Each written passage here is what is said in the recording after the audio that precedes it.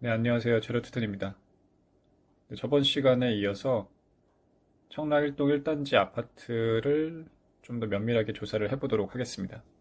이번 영상의 제목은 청라 1동 1단지 아파트 소형 편수가 비싼 이유는 입니다. 이것도 읽겠습니다.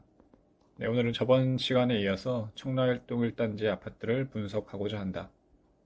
분석할 아파트는 총 4개로 청라 힐데스하임 아파트, 청라 호반 베르디움 3차 아파트, 청라 풍리 맥슬로 타워 아파트, 청라 골드클래스 커넬웨이, 다음과 같다.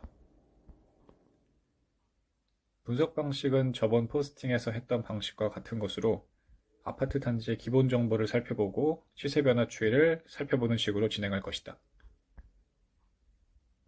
나아가 시간이 된다면 시세 변화의 원인을 교통, 학군, 편의시설, 일자리, 입주 물량 등으로 가정해서 분석해보고 집값에 영향을 미친 별도의 요인이 있는지도 파악해보고자 한다. 먼저 첫 번째 살펴보겠습니다. 첫 번째 아파트는 청라 힐데스하임 아파트로 2011년에 입주를 했고 10개 동 1284세대가 있습니다. 힐데스하임은 원건설이라는 건설사의 브랜드이고 그렇게 많이 들어보지는 못했던 것 같습니다. 단지 내 면적 정보를 한번 살펴보면 타입은 84D, 85A, 85B, 86C로 이루어져 있고 이것도 동일하게 저번에 살펴봤던 서해그랑블과 유사한 5구제곱 25평 아파트로 구성된 단지입니다. 지난 시간 분석했던 서해그랑블 제가 말씀드렸죠 아까 이것도 힐데스하임도 비슷하게 25평대로 구성이 되어 있는 거고 대부분 중대형 평형수로 구성되어 있는 청라 국제도시에서 나름의 희소성을 갖지 않을까 생각이 됩니다. 네, 살펴보면 또 청라 힐데스하임 아파트는 1단지에서 가장 많은 세대수를 보유한 단지로 세대수가 가장 적은 골드클래스의 4배 정도가 됩니다. 골드클래스는 269세대가 되는데 힐데스하임은 1284세대로 굉장히 많죠. 세대수가. 그리고 봅시다. 최근 실거래가는 6.5억에서 6.7, 6.9억 수준으로 진행되어 있는 것으로 보이고 전세가율은 48%에 54%로 형성이 되어 있습니다. 겉으로 봤을 때는 1단지 내에서 가장 낮은 시세인 듯한데 말했듯이 청라 국제도시는 중대형 평형수가 많아서 평단가로 따져보면 2,567만 원으로 평단가 1등인 서해 그랑블에 이어서 2위인 단지입니다. 보시죠. 평단가가 좀 잘 보이시나요? 아직 살펴보진 않았지만 청라 엑슬루 타워가 2,219만 원, 그리고 골드웨이 커널웨이가 2,510만 원, 그 청라 서해 그랑블이 2,768만 원, 그리고 호반 베르디움 3차가 2,428만 원, 그리고 힐데스하임이 2,567만 원, 그리고 청라 자이가 2,361만 원. 보시면 알 수 있듯이 이 청라 국제도시 내에서 25평 소형 평수 아파트의 수요는 굉장히 많을 것이라고 생각을 해볼 수가 있습니다. 아파텔도 마찬가지겠죠. 아파텔은 전용 8사가 25평이니까요. 평단가가 비싸다는 거는 그만큼 원하는 사람들이 많다는 의미이기 때문에 그렇게 바라봐도 좋을 것 같습니다. 소형 평수가 청라에서 귀한 거죠. 그리고 제가 또 다시 언급을 하겠지만 2027년 개통이 예정되어 있는 7호선 커넬웨이역이 현재 외정되어 있는 곳에만 완공되면 여기랑 가장 가까운 청라 풍림 엑슬타워부터 골드클래스 힐데스하임, 서해그랑블, 호반 베르디움, 청라 자이순으로 영향을 받을 것 같습니다. 힐데스하임도 커널웨이역 도보 역세권에 위치한 아파트가 되기에 7호선에 들어오면 추가적인 가격 상승은 있겠죠. 물론 청라에 있는 아파트가 7호선에 들어오면 다 오르겠죠. 근데 그만큼 좀 여기 가깝고 그 수혜를 직접적으로 받는 곳은 좀 추가적인 상승을 더 하지 않을까 싶습니다. 죄송합니다. 이제 청라 힐데스하임 시세 변화를 한번 살펴보도록 하겠습니다. 그래도 그래프가 거의 유사하죠. 다른 아파트랑 봤을 때 2020년, 2021년 엄청난 상승을 한 걸 볼 수가 있습니다. 예, 그냥 추이만 좀 살펴보면 2011년 8월에서 2.4억에서 꾸준히 적은 폭으로 상승해서 2019년 뭐 12월까지 뭐 3.4억으로 상승을 했죠. 뭐 전세가도 뭐 그만큼은 따라서 상승을 해줬고요.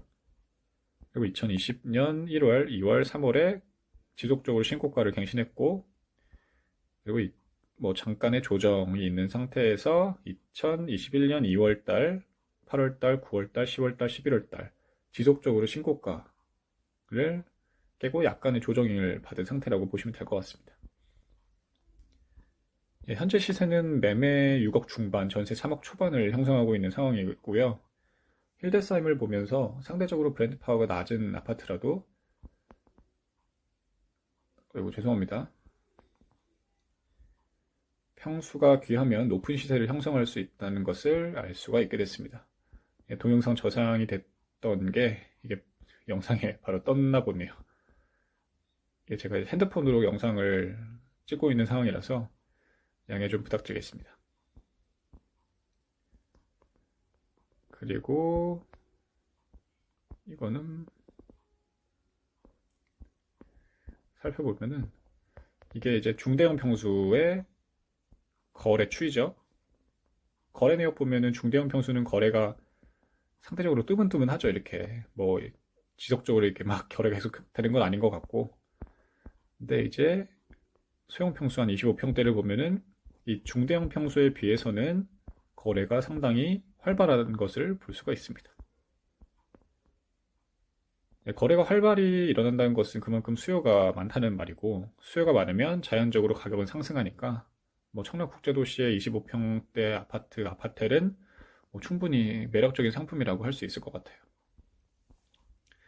네, 두 번째는 청라 호반 베르디움 3차 아파트입니다. 2011년 입주한 아파트고 8개 동 620세대로 구성이 되어 있는 아파트고요. 나름 메이저 건설사인 호반건설의 일반 아파트 브랜드인 베르디움이면서 이렇게 단지가 구성이 되어 있습니다. 예, 타입은 뭐 84평으로 되어 있죠. 뭐 한 34평 정도가 되겠죠.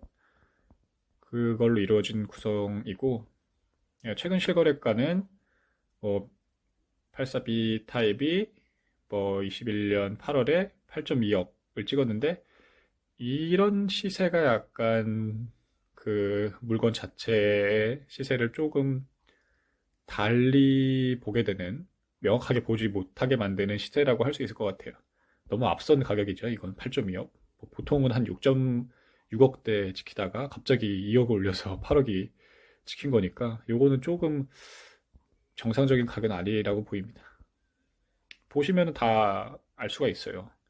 뭐 84CAT 타입 모드, 뭐 6억 초반대에서 후반대로 가격 형성되어 있는데 갑자기 8억이 8.2억이면은 요거는 조금 이게 좀 이건 뭐 이 아파트의 시세가 8.2억이라고 볼 수는 없을 것 같습니다. 6억 후반이나 그 정도겠죠. 그래서 이런 거를 보면은 이제 또 이제 좀 이따 말씀드리겠지만 이게 뭐 요즘 최근에 이제 작년 말이나 올해 초부터 기사들이 많이 나오죠. 뭐 1억, 2억 집값이 하락했다. 뭐 대세 하락작 시작인가 이런 기사들이 많은데 이런 것들을 보고 하는 거예요.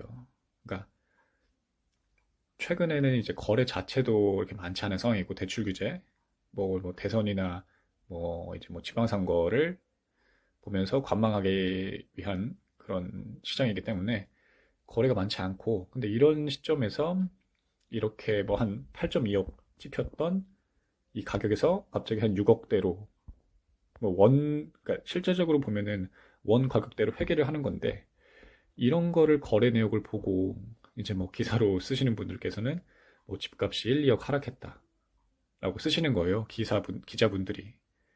그러니까 뭐 저도 뭐 약간 기자 생활을 하긴 했었으니까 그런 심리를 너무나 잘 알기 때문에 조회수에 목마른 기자분들이 이렇게 쓰는 거라고 보시면 될 것 같습니다.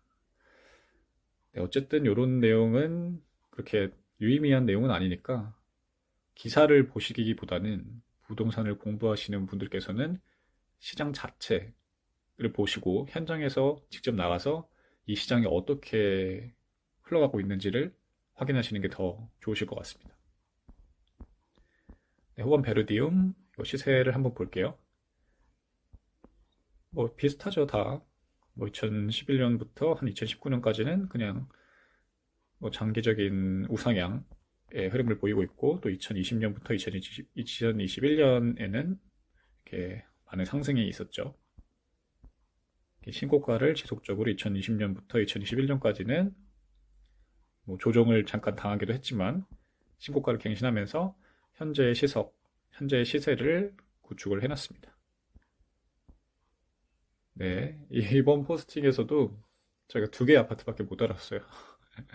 이게 참 첫 번째 영상에서도 제가 두 개를 다뤘잖아요. 이게 시간이 엄청 많이 걸리더라고요. 이게 아파트 한 개를 정해서 하는 게. 근데 그럼에도 불구하고 이렇게 세부적으로 들어가서 상품을 살펴보고 그 지역을 살펴보니까 아, 이런 포인트가 있구나. 이런 평수는 이 지역에서는 이런 평수가 인기가 있구나. 이 지역에는 이런 평수가 많구나. 그리고 이 기자들이 어떤 내용을 보고 어떻게 기사를 쓰는구나. 아, 이 기자들의 말만 믿어서는 안 되겠구나. 이런 포인트를 제가 직접적으로 하나하나씩 보니까 짚어낼 수가 있더라고요. 그러니 이제 부동산에 관심을 갖고 있는 이제 사회초년생 여러분들께서도 기사에 휘둘리지 마시고 본인이 직접 공부하고 본인이 현장에서 직접 느낀 내용을 바탕으로 의사결정을 하시는 것을 제가 추천을 드립니다.